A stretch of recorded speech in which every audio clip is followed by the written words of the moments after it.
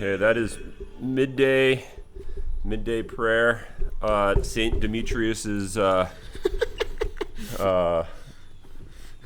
Garage Russian Catholic drive-in chapel. Yeah, the drive-in chapel. We have 36, as we like to refer to it, 36 pew feet in our little garage chapel. Yeah. So if anybody at Benedictine Security asks you what happened to those pews that were in this dumpster over here, you can just point them to my garage. You know those 32 feet of solid oak pews that were in that dumpster?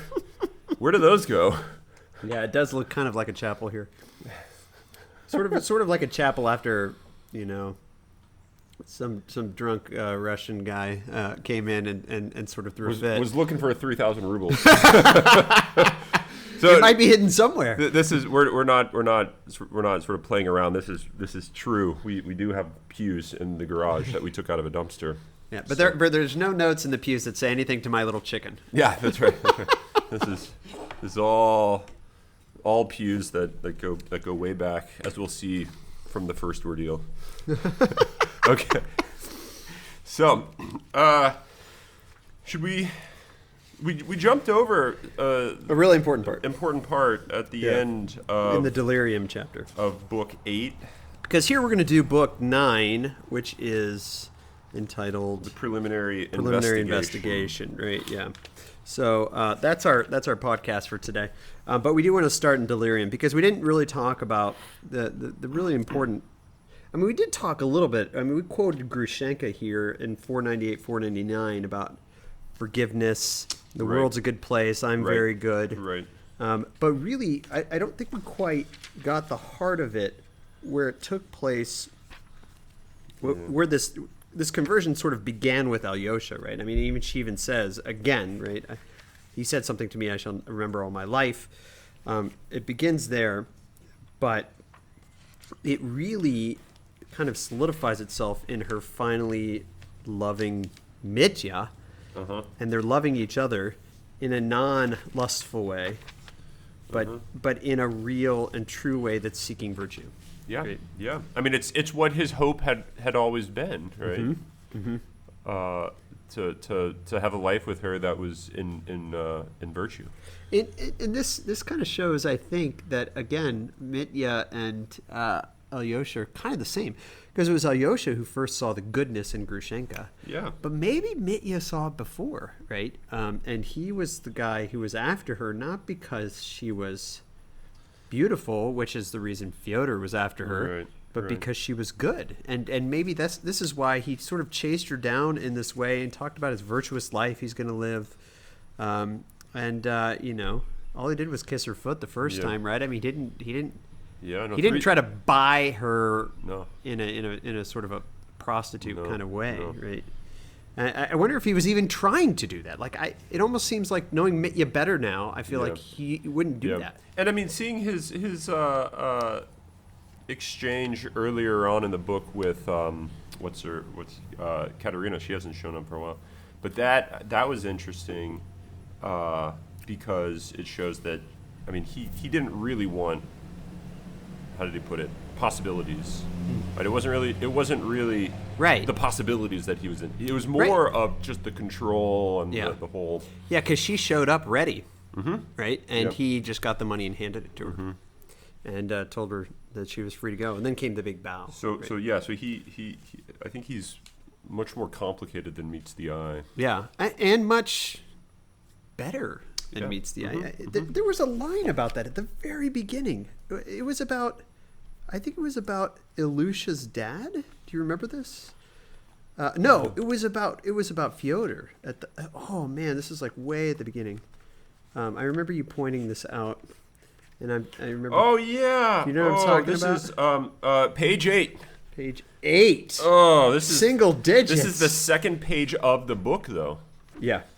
Right? No, not the second. No. The it's fourth. The end of the very end of the first chapter. Yes. As a general rule, people, even the wicked, are much more naive and simple-hearted than we suppose, and we ourselves are too. Is that what you had in mind? Yeah, that's exactly what I had in mind. Right? I didn't even remember the quote. I just remembered probably this fits here. Right? And I think that's true for Mitya, who we think of from the beginning, for a long time, we think he's just wicked. Yeah. And even here, like, there's a question, did he kill his dad? But there's something about Mitya and the way that he's talking that makes you think, no, he is telling the truth. And even Grushenka says that at one point, right? Yeah. During near the very end. Towards the end, it's like the third ordeal, or no, it's after. No, it's after. It's when they carry Mitya away. It's right? after. No, it's right here, 574. This is the evidence of witnesses in the Babe. Yeah. He says, "Can I say something to her?" And he says, "Yes." He says, "Agrafena Alexandrovna, have faith in God and in me. I am not guilty of my father's murder." Having uttered these words, Mitya sat down again in his chair. And Grushenka, here, this happens again. Oh, that's all he says, right? That's all he says. Yeah. Grushenka stood up, crossed herself devoutly before the icon. Same thing that happened with Alyosha. You remember we pointed this out, right? She crosses herself and devoutly. It was almost the same words. Yeah. "Thanks be to thee, O Lord." Here, it's a prayer, right?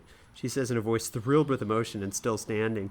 She turned to Nikolay Parfenovitch and added, "As he has spoken, now believe it. I know him. He'll say anything as a joke or from obstinacy, but he'll never deceive you against his conscience. Right. He's telling the whole truth. You may believe it." I almost feel like I didn't need Grushenka to tell me that. Mm-hmm. But there's something about this like transformation that they have had. It's not just a transformation to like, okay, now I'm going to like live a new life with you, but already the newness is happening. And I think it begins here in the first ordeal, right? I mean, he's like, okay, so I didn't do this, so we can end this in a minute. I mean, I'll tell you exactly what happened. Yeah. And he has this just like commitment to the truth. And that's what Zosima says to Fyodor? Fyodor. Yeah. Fyodor. When they're in his cell. Yeah. And he's being a... There's a lot of flipping around going on today. He's being a jackass in front of Zosima, mocking the entire elder tradition. And then he falls on his knees and he says, "Teacher!" He fell suddenly on his knees, page 45. 45, okay. "What must I do to gain eternal life?" And Zosima... And they said, and it was hard to tell whether he was joking or really moved. Zosima, with a smile, looked at him and says, "You've known for quite some time, yada, yada, yada. Don't give way to this and that and that." And then at the very end of that, "And above all, don't lie." You mean about Diderot? Yeah. I remember Brother Levin liked this part about Diderot. No, not about Diderot. "Above all, don't lie to yourself." Right? Mm-hmm. The man who lies to himself and listens to his own lie comes to such a pass that he cannot distinguish the truth within himself or around him, and so loses all respect for himself and for others. And having no respect, he ceases to love. That's key, right? Yep. And so if the heart of this whole thing is love, right, which is the heart of Zosima, which is, as Zosima, I think, is teaching everyone, the heart of the gospel, then it seems like the beginning of love is going to be truthfulness. Yeah, and this is, and I think before, I mean, this is it's really providential for the life of Dmitri that he falls in love and is loved by Grushenka, perfectly, right? I mean, in a sense that there's no more, how did she put it? There's no more like, showing him affection out of spite or out of like, trying to like tease him and like cause him pain. It was now all affection is for love, and I think what's interesting is that has made him just completely give up any claim to trying to tell lies to himself or to, because I mean he did lie quite a bit. Whether he lied right before that happened. Whether he knows he's lying or not is, I mean we don't have to go back to all these cases, but when he's trying to get the 3,000, what's fascinating is he's lying in a lot of these cases, but I don't know if he, because you can't like think logically at that point. So it's kind of, he says he's going to go to the gold mines. Sure, I'll come and talk to you about this. And like, does he like kind of mean that truthfully or not? Right. That I think in some sense doesn't even concern him because he doesn't even know himself to know if that's actually truthful or not. And which is what Zosima says. You won't even know yourself. Yeah, and so what you have here though is very different, and I think it's only because before him, throughout this whole scourging, really, with the prosecutors, he is completely resigning his life, and he says, I'll tell you the truth, and I'll even put it in a way that's going to make you think that I did it. Yeah, yeah.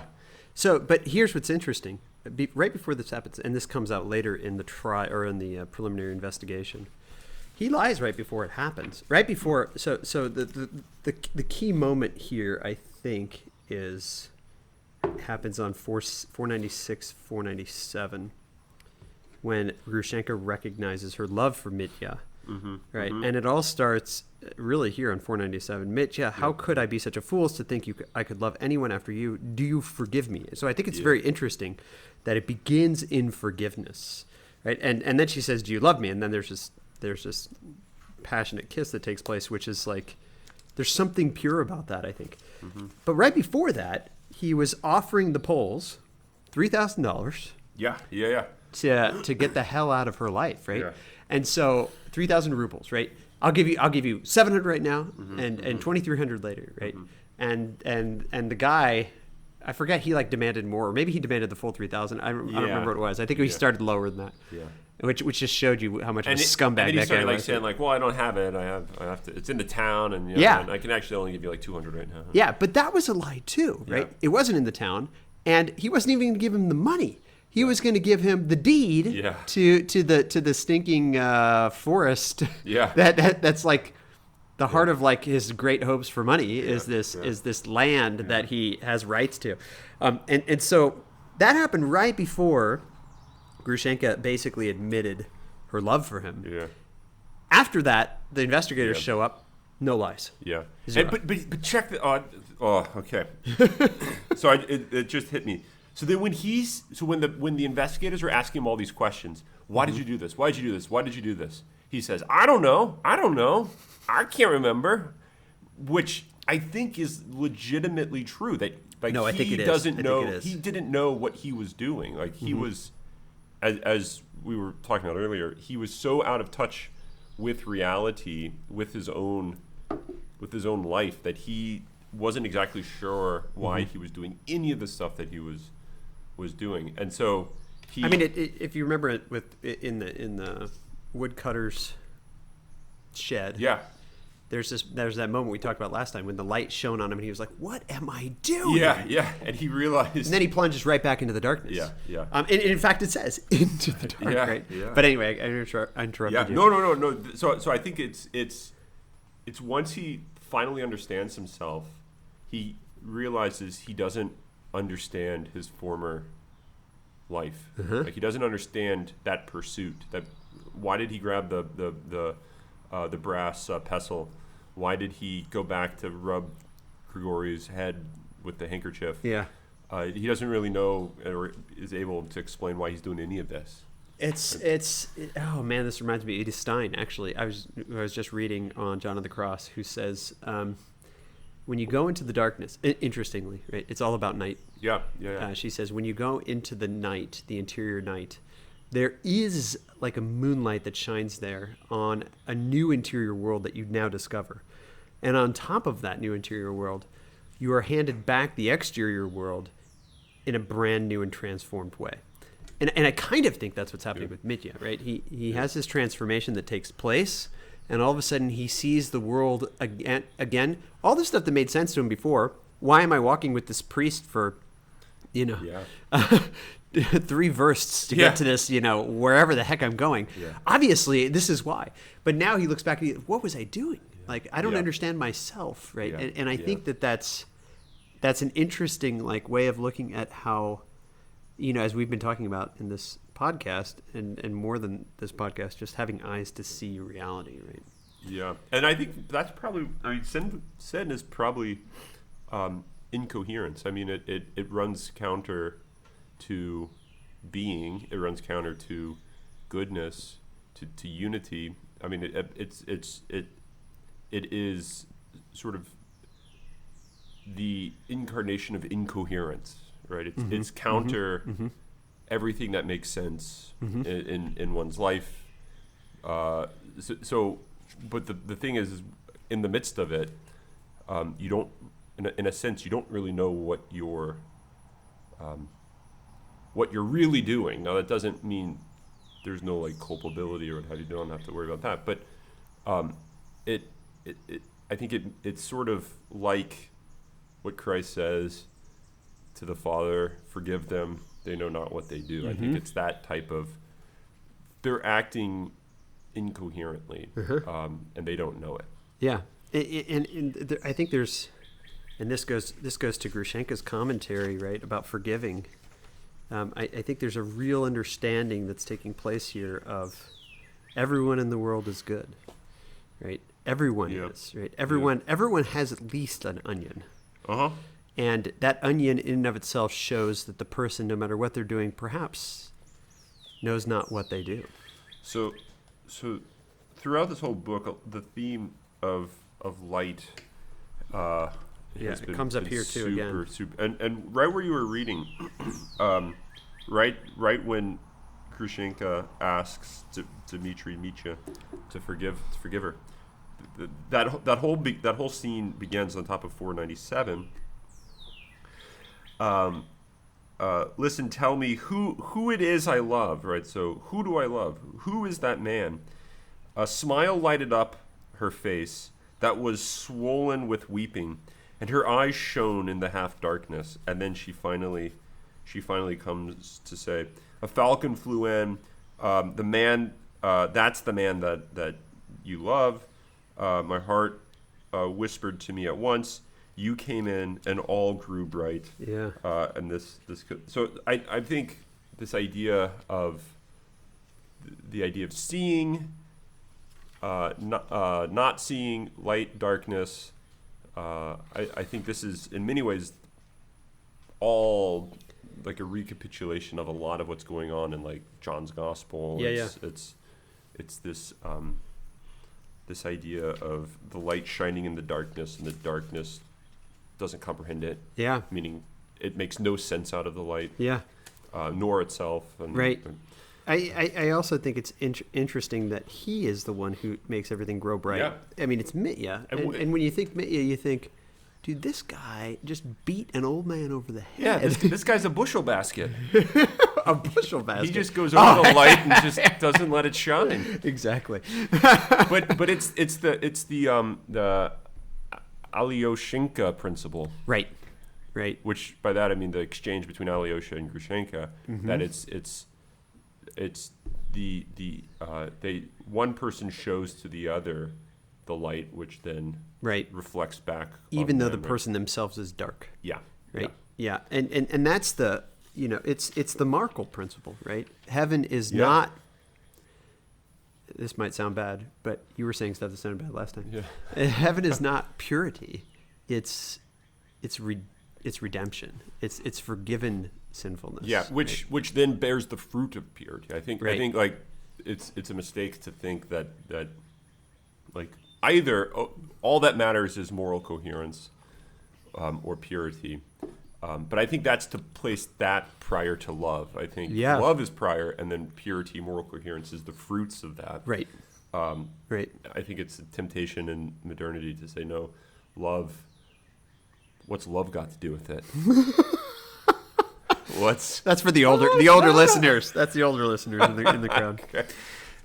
For all our students' moms and I think there's at least 2 or 3. And dads too. I've heard of dads. So I think that so it's okay. It's okay to say purity isn't at the heart, but it's a fruit of the light. It's a fruit of love. Right? And even saying this stuff is scandalous, but Paul said it, and he knew it was scandalous, and that's why he had to say stuff like, so then should you go out and sin more? No, After we had that conversation, I went back to Romans. I think it's Romans 5. And I started reading through.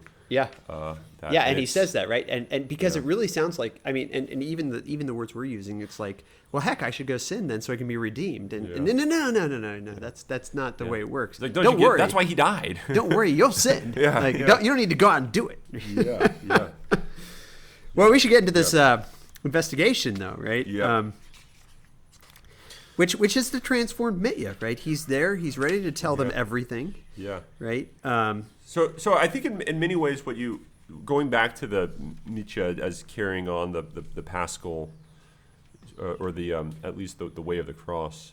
I think here you get the trial. This is him placed on trial, where he, in many ways, just wants everyone to know exactly what happened. But the problem is he doesn't exactly know himself. Yeah. But he has nothing to hide except for one thing, which he eventually reveals. Right. Even that. Right. Right. And the thing that he was hiding was because he found it despicable, which again shows like everyone in the world is good. Right. Yeah. The whole world is good. Yeah. He recognizes that his holding on to this money. I'm assuming he's telling the truth here at this point, and we'll keep moving. But that he's holding on to this $1,500 is despicable because every moment he chose to be a thief. Yeah. Which I thought was a very interesting sort of, what did Nietzsche say about Dostoyevsky, that he was the greatest psychologist or something like that? He had a lot to say about that. Yeah.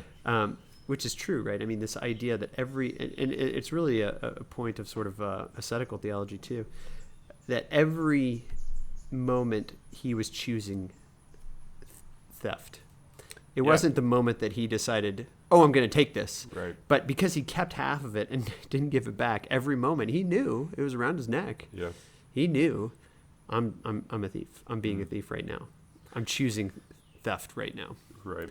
Which is why he didn't reveal it. Like, I thought he wasn't going to reveal it because it was I figured it had something to do with Katya, and I was like, well, he's probably like trying not to like drag her name through the mud. Yeah. Right? This is a very honorable thing to not drag a woman's name through the mud, but it wasn't. It was his own loserness. Yeah, yeah. Because this was the money. So put all this in context. I mean, this makes soap operas, look like child's play. Yeah, like Sesame Street.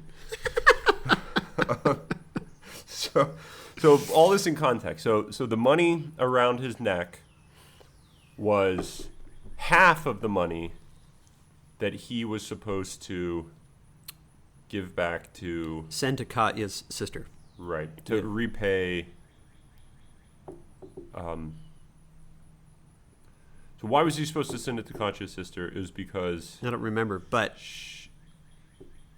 I think... So he lent the money to Katya, to Katerina. She became rich. Yeah. From some distant aunt or something. Yeah. She sends the money back a couple months later or something, right? Mm-hmm. Kind of out of the blue, without much comment about it. Mm-hmm. And doesn't he not... See, how does it go? Doesn't he not want to keep it? I forget all the... I don't remember, actually. So this is... I'll have to go back. It's going to take a little digging. But I'm trying to remember, is this a matter of he thinks I did this good deed and I want to make good on my good deed of giving this money without it basically being like a loan? I thought this money was separate from extra. That. Okay. Yeah. It could be. Remember, because Katya had this weird kind of... I don't want to... Because all the money was needed initially. The whole thing was her father. Right? Her father stole money from right. the army, basically, and right. But there's something about her. She had this like Christian complex where she was going to save Dmitri. She was trying to save his brother Dmitri simply through generosity, though he had already behaved badly to her. This is page 110. And then at some point, she gives him this money, and he even says it in the midst of the trial, as if she couldn't just send this herself. Yeah. But it was like, I want to entrust this to you so that you do something good, so that you become like saved. Yeah. I thought it was like, and sort of. She repaid him, but more. I thought there was something about a repayment. I thought this was a separate incident. Okay. It's somewhere in his confessions, in verse or an anecdote. Okay. Probably an anecdote, actually, because I think that's where he kind of reveals all. Okay, but I'll go back and hunt that down and try to square up all this, because I've always just looked over that without asking too many questions about what was the real reason he was wanting to pay this back to Katya, or her sister. So here it is. It's on page 130. I finally found it. That very morning, just before I went to beat Grushenka, Katerina Ivanovna sent for me, and in strict secrecy, why I don't know, I suppose she had some reason, asked me to go to the chief town of the province and to post 300 rubles to Agafya Ivanovna, her sister, right, in Moscow, so that nothing should be known of it in the town here. So I had that 3,000 rubles in my pocket when I went to see Grushenka, and it was money we spent at Makro. So it was money that Katerina wanted Dmitry to give to her sister. Yeah, to send it to her sister. Yeah. And he just took it and spent it. And there's just like Katerina is a question in and of herself. Yeah. And I still wonder if Alyosha's burst out when he basically says, all you care about is yourself, is it actually still true? And that she was just trying to, in a sense, even perhaps knowing that Mitya was going to like blow it, at least then she could kind of say, well, now she had her new Christian project was Mitya again, because Mitya had already paid her back, or she had already paid back Mitya, and there was like nothing between them anymore, besides an engagement. but Mitya the whole time. I mean, even what is the whole chapter or the whole book that we did before this? It's all his frantic trying to pay this 3,000 back that he blew at Makro, because he's a good guy. Yeah. Right? Even though he beats old men on the head and wants to beat Grushenka at one point, right? Yeah. And treats Katya like a slut, and so he wants so he has apparently, right, he has basically half. Yeah. So the way it all plays out is he spent, and this is what happens on 130 where you were reading the first time. He said, I was a dirty sensualist, and I went to McCroy, right? So there it is, made reference on 130. Yeah. To the same town where he gets arrested later on, and he says he spends the money, but really what we find out later is he only spends half of it. Right. The other half he sews up into this little necklace pouch that he wears. Right. And interestingly enough, directly next to the icon that I was thinking about that. Madame Holikov puts on. So when she puts it around his neck and arranges it like that, that scene is kind of odd. Yeah. The first time you read it, and he spends time talking about her arranging it, and I was like, what does this have to do with her faith? And but I think ultimately it had to do with this icon is sitting right next to this money. Yeah. That is he's been carrying around with him forever. Yeah. So he then wants the 3,000 because I think he says, okay, so I could pay the 3,000 back, and then I have cash to take Grushenka to now take her away to a new place to live a new life, a virtuous one. It has to be virtuous. Right. Okay. Yeah. So he's got to keep that money. Because he can't depend on Grushenka's money to take Grushenka away, because that would also be despicable. Right. Yeah. So okay. Yeah. So then he eventually says, screw avoiding despicability. I'm going to spend the money and then kill myself. And then he gets saved, as we've talked about. Right. And so now he's arrested, and he is questioned by all these people. And what's fascinating, I mean, I wouldn't, unless you want to get into some of the details, but I mean, they read the book. They don't need a total. But what I found interesting is that they were all, there was somewhere in here it was mentioned that it was as if it was planned that they were there to like all hear the news at the same time. The prosecuting the prosecuting attorney, basically the inspector, the city police chief. When the alarm happens. Yeah. So I thought that was kind of an interesting thing which. What do you read into that, though? I mean, that this is like providence, like bringing Mitya to a salvation. Well, I mean, I read into it that the people that are going to be investigating Dmitry are all alike, and so they're all going to kind of see the same thing in Dmitry. Right. So here's here's what Dmitri realizes.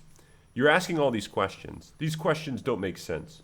But the reason you're asking them is because you know that you're going to get a type of answer that you want to hear about me. Right. And so what do you basically? At some point, he's like, "What do you want me to say? Do you want me to say this?" I'll tell you. I killed my dad. Yeah, actually, I'll just tell you. I'll tell you what you want to hear. I killed my dad. Yeah. Right?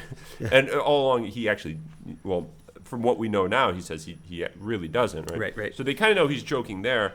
But I think what he's saying is, they're all of the same mind, of the same sort of bent, the same outlook in life. I don't know how you want to think of it. So the question is, do they have eyes to see? And I think his answer is no. yeah. And as if writing this down is going to give them a much more accurate way of retrieving what was really going on. Right. So he sort of continually makes fun of them, like, okay, write that down too. Yeah. We got to be really careful about this, but really all along he knows. Interesting. I didn't think about this until now, but it really kind of matches this European-Russian thing that we were talking about. Right? Yeah. It's the European that is writing everything down in a logical format and trying to, and it's the Russian who has the passion. I wonder. I mean, it'd be worth going back and looking at because he goes through the history of Perehotin and his official career. And I wonder how this would, if it says anything about him or any of the other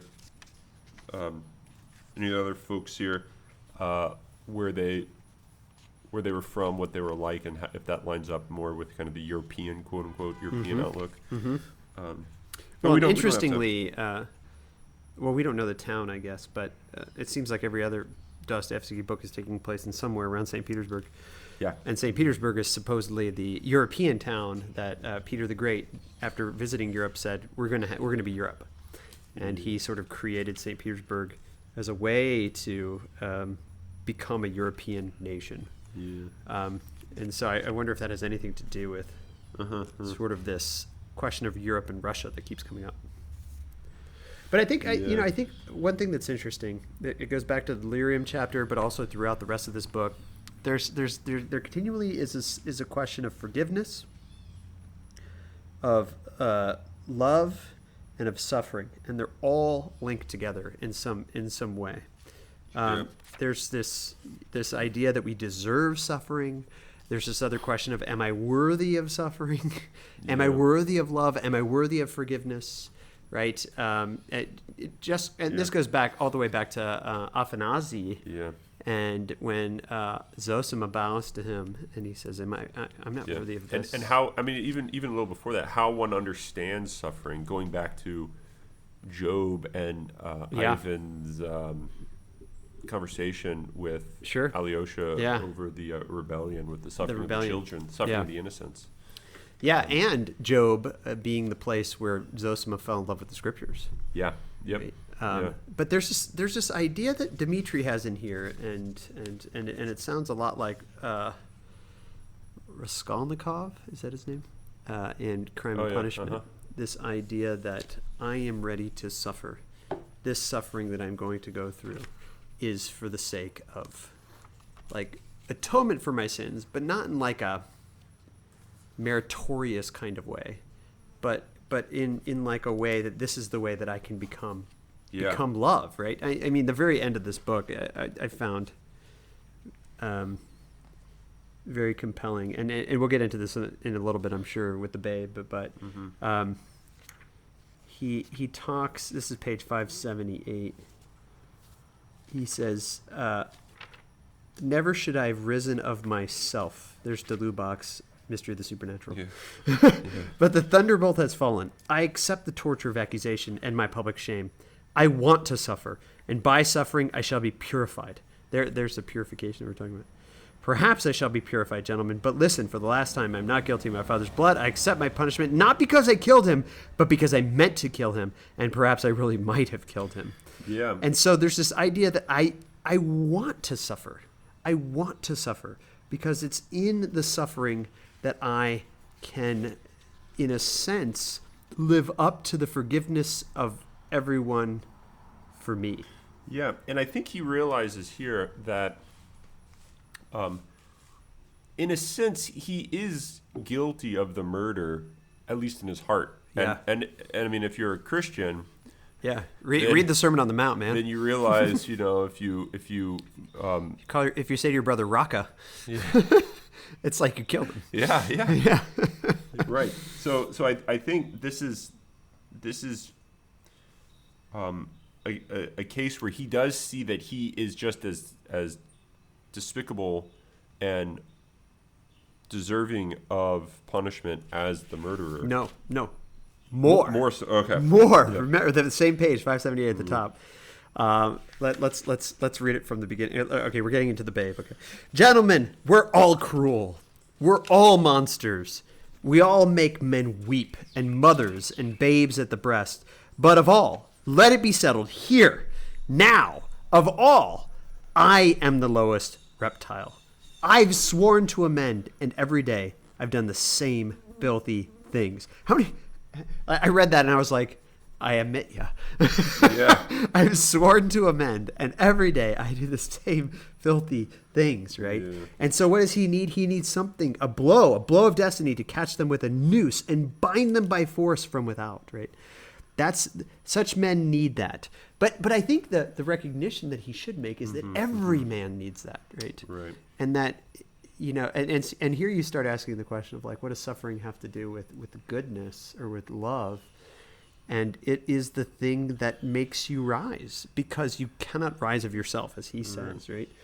But this is the language of St. Paul. This is the language of St. Francis, right? Yeah. This is the language, like, I am the worst of all sinners. And it's not like false humility saying something like that. It's just having eyes to see the world as good in the Grushenka kind of explanation, and as not. And so, and in the background of all this, I think it's worth keeping in mind, like, so we tend to think that suffering is the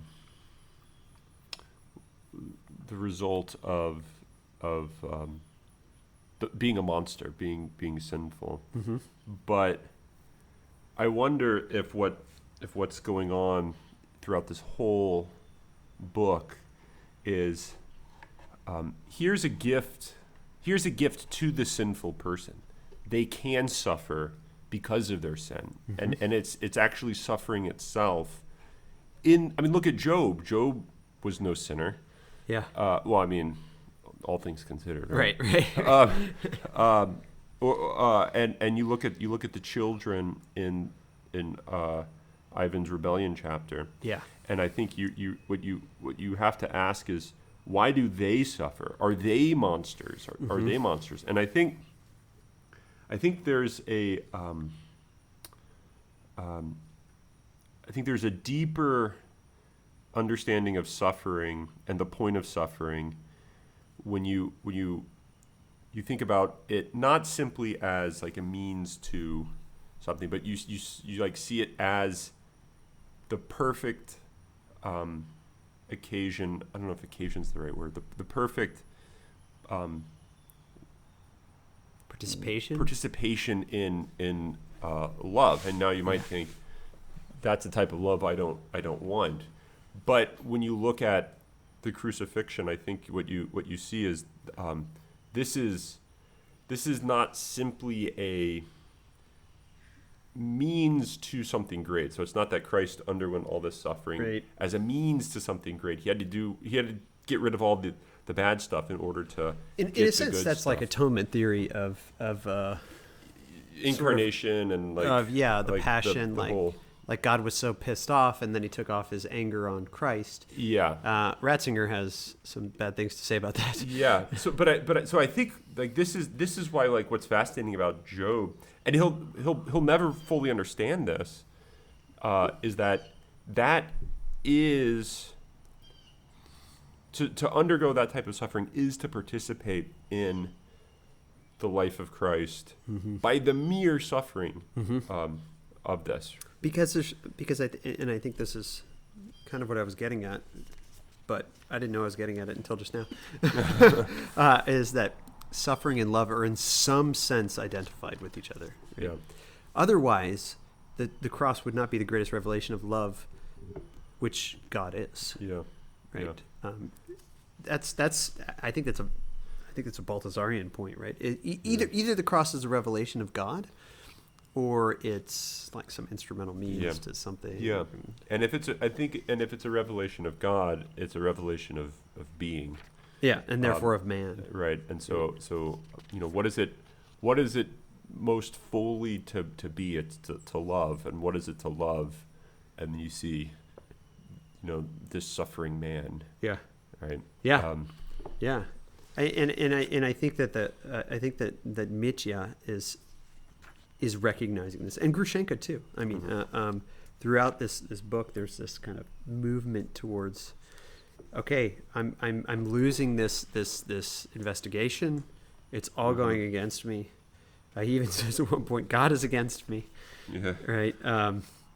But I don't think he thinks of it exactly like that, because I think ultimately he says, I want to suffer, right? But I love how he says this, right? He says, still I mean to fight. This is all page 578. Still I mean to fight it out with you. I warn you of that. I'll fight it out with you to the end, and then God will decide. Mm-hmm. But that doesn't mean that he doesn't want to suffer, and that he doesn't think he should suffer, right? Because he wanted to kill his father and might have.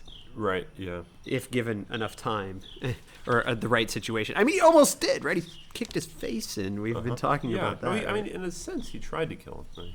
Yeah, he did. And who knows if Ivan didn't hold him back. Yeah. If he wouldn't have done it, right? Yeah. And that's probably what he's saying. He's like, it doesn't matter if I actually brought it to fruition or not. Yeah. It's when my leg went back to send this kick into his face. It's the Solzhenitsyn point, Alexander Solzhenitsyn. Like, perhaps you just got lucky that the Russian military never came and asked you to sign up for the Blue Caps. Yeah. Right? Maybe you would have been the type of person that would have done it. You just never had the opportunity, the circumstances, so to speak, that match up there. Yeah. I think.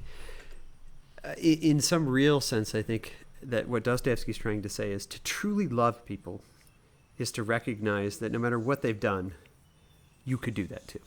Right. That in a sense, every space man is every man. Yeah. Including yourself. Yeah. Right. And so when you see the other and you think, I would never be like that, then that is to fail to be in solidarity with your brother Karamazov. Yeah.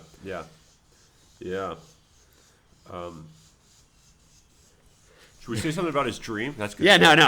I was looking at that, right? So page 575. 575. So there's this dream. Mitya got up, moved from his chair to the corner by the curtain, lay down on a large chest covered with a rug, and instantly fell asleep. And then he had a strange dream. And in this dream, he's being taken. He's being taken through the steppes of Russia. The snow's falling. He sees a half burnt out village, and he sees a lot of women on the road, all thin and wan, with their faces a sort of brownish color, especially one at the edge, a tall, bony woman who looked 40, but might have been only 20, with a long, thin face. In her arms was a little baby crying, and her breasts seemed so dried up that there was not a drop of milk in them.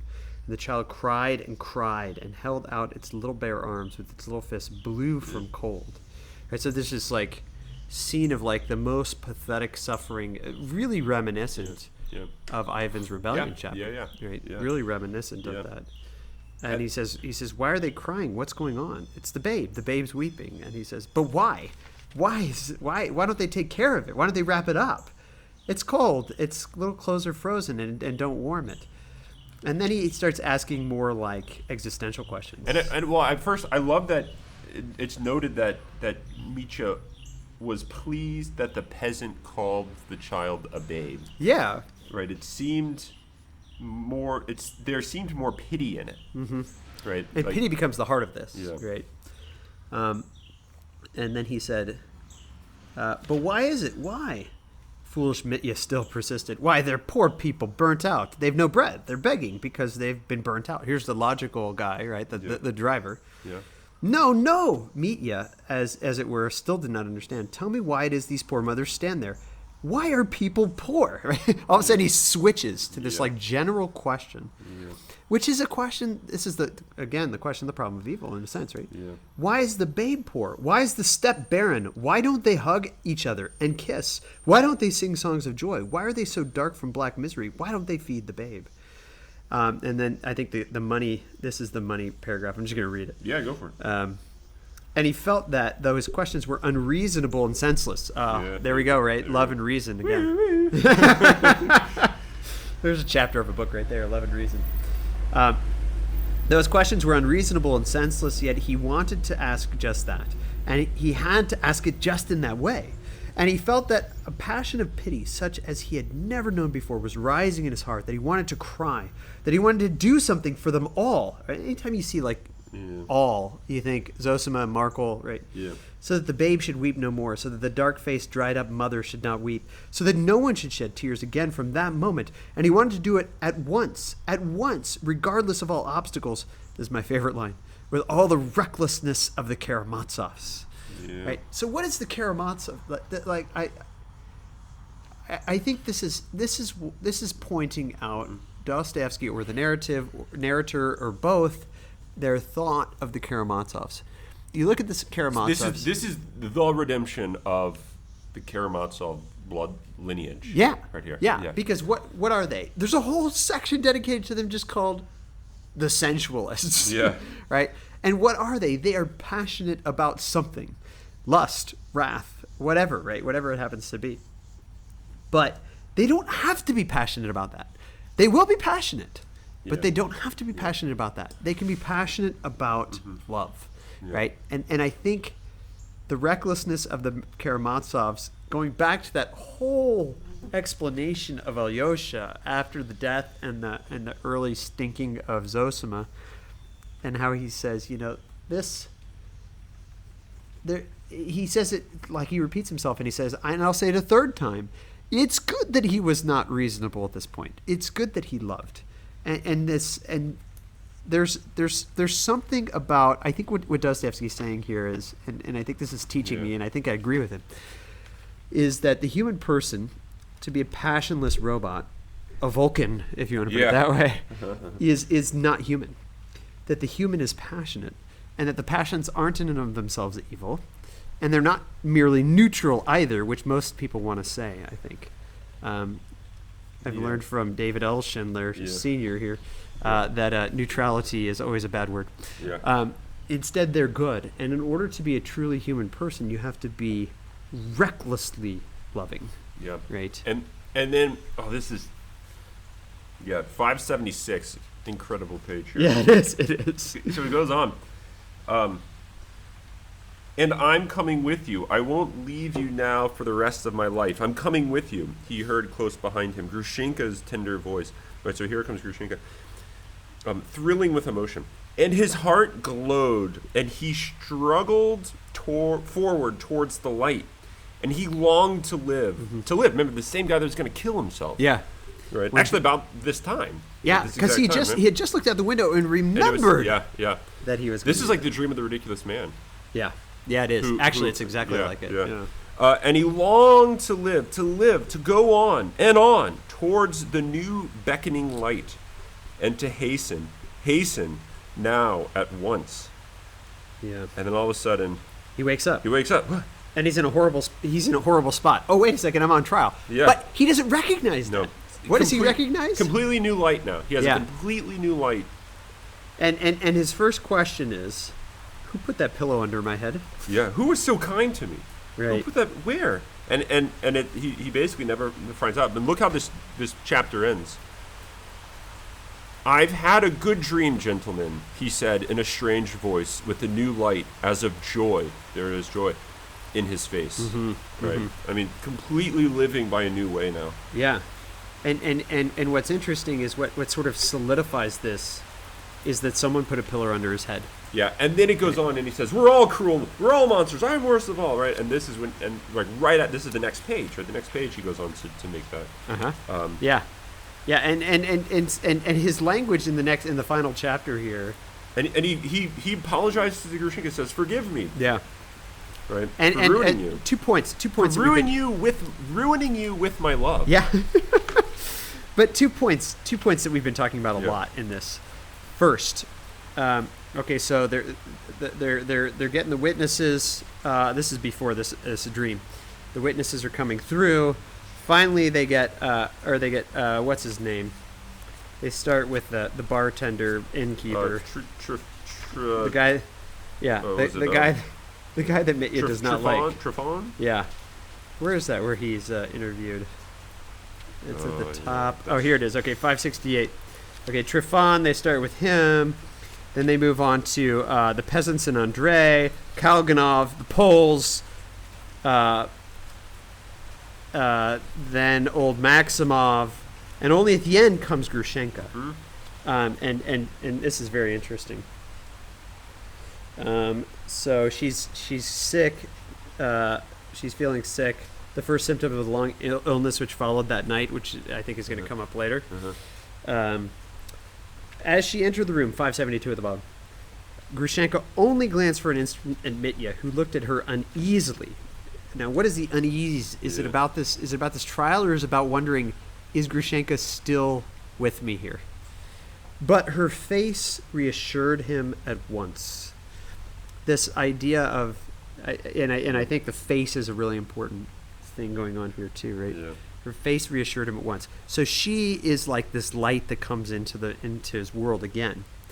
Now moving ahead, 579, right? This is the final goodbye to Grushenka. Yeah. Grushenka was brought in, but the farewell was brief and a few words, and did not at all satisfy Nikolai Parfenovich. I wondered about that line right there. I wondered if he was looking for them to say something to each other that would reveal Mitya or something like that. Grushenka made a deep bow to Mitya. Okay, there it is, right? The bow has been so important in the in this whole book, right? Where does the bow start? It starts, well, it depends on if we do book-wise or chronologically. Chronologically, it probably starts with Zosima bowing to Afanasy. Yeah. But there's also the deep bow of Katerina to Mitya for not taking advantage of his position. There's the bow of Zosima to Mitya. Yeah. Everybody's bowing to Mitya, actually. Yeah, here you go. The bow of Zosima to Mitya that takes place. And here we have Grushenka bowing to Mitya, right? And there's something about this deep bow. And it's not saying, Mitya, you are the holiest guy ever. I mean, he just admitted that he's the most vile reptile of all. Right. Just on the page before that, actually.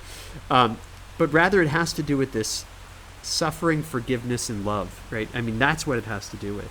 Yeah. So I think the light of her face, the bowing of her to Mitya, it's this everyone's becoming Zosima. Right. And Zosima became Christ. It's kind of like, and I think we quoted this somewhere else in our podcast, that Paul says, "Be imitators of me as I imitate Christ." Oh, yeah. And I think that's exactly what's happening here, right? Yeah. I mean, in some sense, the lineage, if you want to call it that, which I think is the right way to call it, goes from Zosima to Alyosha to Grushenka to Mitya. Markel, yeah. Markel starts it all, right? Markel starts. I mean, Jesus starts it all. Yeah. But in the and maybe Markel, it was the servant woman who lit the candle. Yeah. Right? Because it was about that moment that he started saying, he started turning. Right? So, I mean, because they were serving him, right? And why do you serve me? Yeah. Right. Yeah. This is just like Pegui's explanation of the warm heart passing down the word.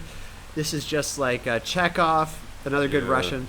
Yeah. Chekhov's The Student, where there's this wondering about the movements throughout all of time of this. He uses the example of a thread or a musical string that's plucked and sends vibrations throughout all of time. Yeah. Right. What was it? There was that short Chekhov. That's what I'm talking about. The student. Yeah. The student. Yeah. And at the end of that is an explanation that sounds very much like this idea of lineage and passing down the love. And they're like heating themselves around a fire. Yeah. And then they remember. And he tells the story of Peter. Yeah.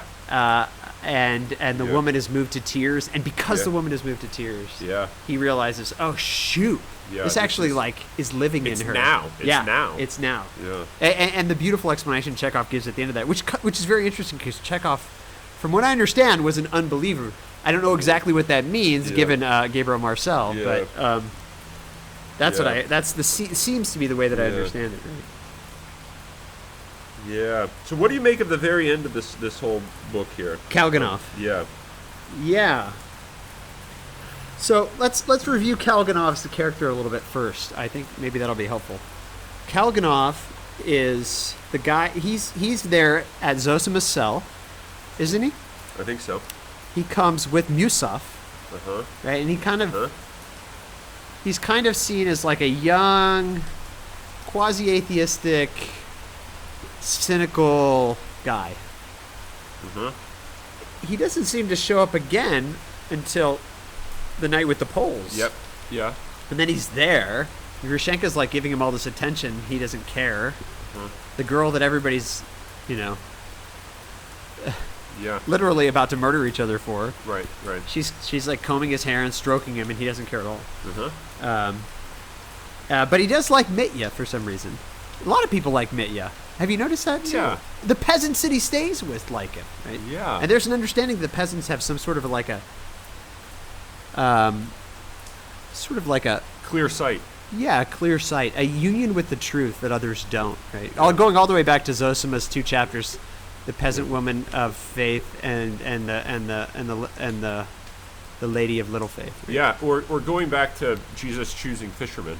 Yeah, we're going ahead to the crazy little woman. Yeah, right. The crazy woman who gave birth to Alyosha and Ivan. Yeah, exactly. Who took them to mass and prayed before the icon.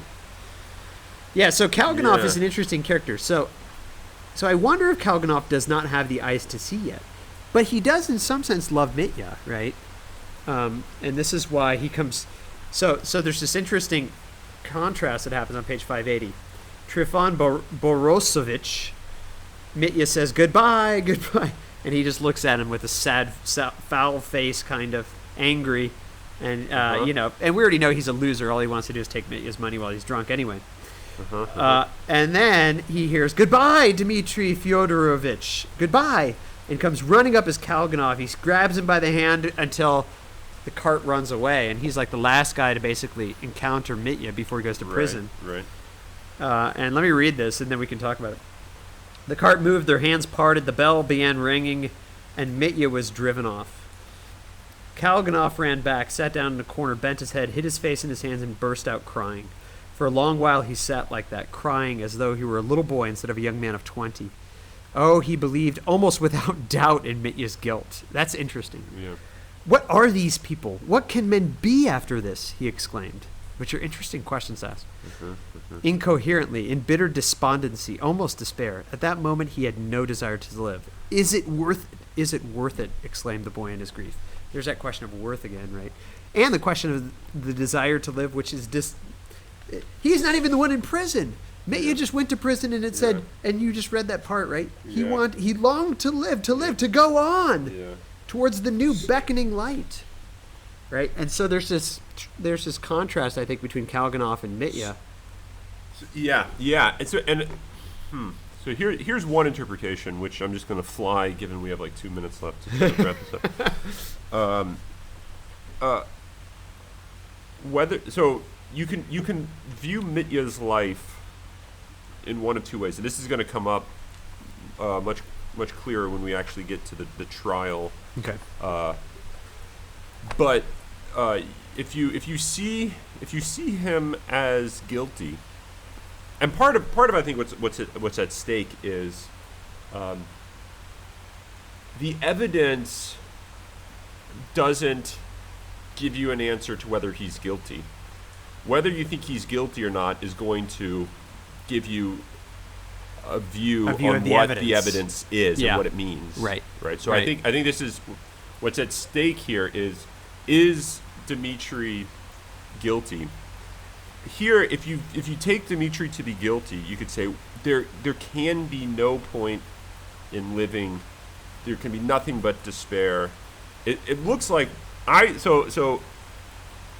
I mean, I didn't give it much thought. I knew it was weird, but right now, thinking it through, I'm thinking that Kalganov has, because of his utter conviction of Mitya's guilt, has completely given up on any sort of good. Basically, it's a rebellion now. Like, it's all there is, all that can be done is rebellion against the goodness of creation. There is no goodness here. Yeah, it's not that I don't believe in God; it's I don't accept. Yeah, I cannot creation. accept any of this. Yeah, like this is just all utter incoherent. Yeah, nastiness. That's it. And that's very different from if you view Mitya as innocent, like Grushenka does. I'll go with you everywhere. Right. You know, this in some ways is heaven on earth now. Yeah. Right. Yeah. So whether you see him as innocent or guilty, I think is going to give you that doesn't follow from the evidence, which is the European way, to think that you have this evidence and then you use it to determine whether someone's innocent or guilty. Yeah. I think what's being proposed here is these people that were prosecuting him or questioning him already knew, so to speak, quote unquote, knew right. that he was guilty, right. and they were trying to build the evidence case right. for it. Right. And here, I think what you're kind of getting is the possibility of viewing the issue in a completely different light. Yeah.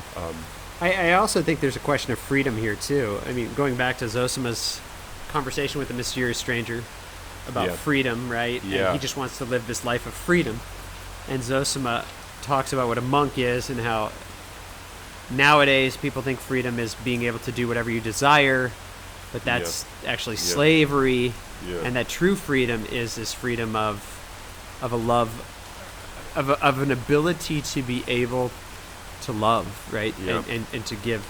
And so Mitya is going off with a smile on his face, asking everyone to forgive him, having joy. And he even says to Kalganov at the bottom there, I'll never forget your generosity. Yeah.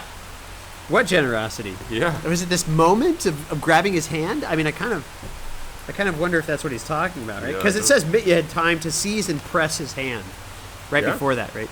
So it seems like the generosity is a generosity of love, of giving himself. But Kalganov doesn't understand what freedom is. So Mitya is like, in a sense, understanding what freedom is now. Yeah.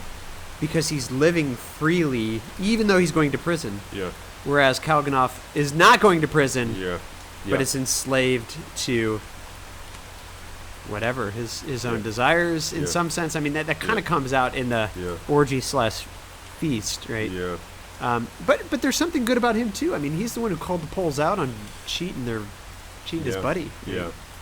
So. Yeah. I mean, but I think what you get with Kalganov is he's in the same situation that we saw, several pages. So I mean, like, his time will come. He's going through his rebellion now, right? Just as Alyosha did, Grushenka did. Yeah, I mean, think of the guys who've gone through that so far. Mitya went through, and he said, "I'm going to kill myself when Phoebe and his golden rays comes." Well, it seems like in some ways, like Zosima does that. I mean, they all kind of have this rejection of the goodness of things, and they seek to ruin themselves, just like Zosima when he challenged the guy to a duel, right? He was like, "This is going to ruin me, but whatever. Who cares?" Yeah. And then Mitya's going to kill himself, and Ivan says, "I'm going to kill myself and when I turn 30." Right? Yep. That's like the rebellion way, right? It's destruction of self. Yeah. Whereas, if you come out the other side of that, then what's the answer going to be? It's going to be this suffering for the sake of the sinfulness that you have undergone. It'll be a new light that dawns in your face. Yeah, and the light, even though it brings suffering, paradoxically, and maybe only in this paradox, can bring joy. Yeah. I think that's just straight out of the advice that Zosima gives to the peasant lady who lost her children. Over time, your grief will be transformed without ceasing, transformed into like a deep, like abiding joy. Right. Which is again what Christ himself says when he says, "I came to give them joy, and that they might have it abundantly." Yeah. Right? I mean, so there's the new wine. Yeah, yeah, and this there's this. I mean, what did Jesus really do? He brought he called the apostles to himself, and they like all are killed except for one who's almost killed. Yeah, and it's imprisoned on an island. Yeah, I mean, so if this is joy, like either this is joy or it's not. And so if Mitya is going to prison, if he understands that, then no one can take that. And then the question is how can one understand that as joy? That's sort of the desire, I think, that's what Ivan was struggling with last that we saw him. How can this be understood as and it always seems to only be able to happen, which we not see happening in Ivan or in Kalganov. Yeah. Yes, always, in Ivan. Okay, yeah. But get ready. Keep going. Finish it. But it always seems to happen in a particular. The love of a particular. Yeah.